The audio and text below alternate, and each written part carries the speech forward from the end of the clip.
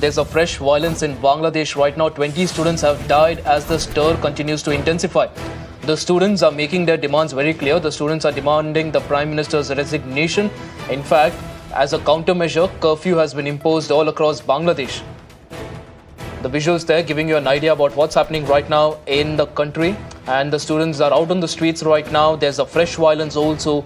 20 students have died as the stir continues to intensify. They're of course against the quota system, and also they're demanding that their demands should in fact be met, and the dictatorial regime which they are referring to should be banished as well. So this is again the demand of the students right now against Sheikh Hasina as well. They've been stepping out in large numbers. The visuals on your screens there of the protesters also demanding. Meanwhile, my colleague Rishabh has been tracking all the details in connection to this stir that's happening in Bangladesh. Rishabh, give us an idea about what the government is doing right now, because the students don't seem to relent. The students are continuing with the demands, and again on the other hand, the Bangladesh government is also adamant on its stand. So what's the way forward?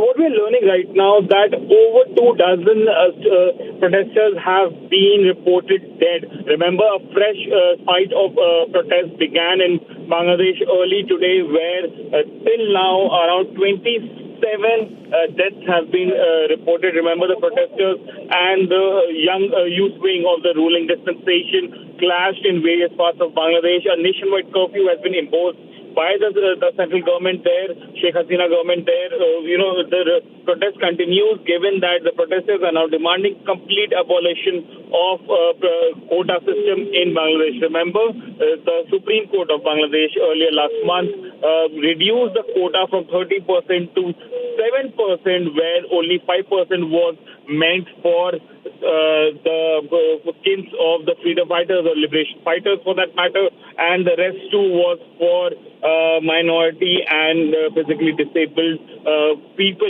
in government jobs. But now the protesters demand a complete abolition, something that is against the Supreme Court ruling. The government of Bangladesh has come down heavily on the protesters, resulting in 27 deaths. Since morning, we have had reports of tear gas shell being lobbed, water cannons being used, as well as bullets being fired at the protesters in various parts of Bangladesh.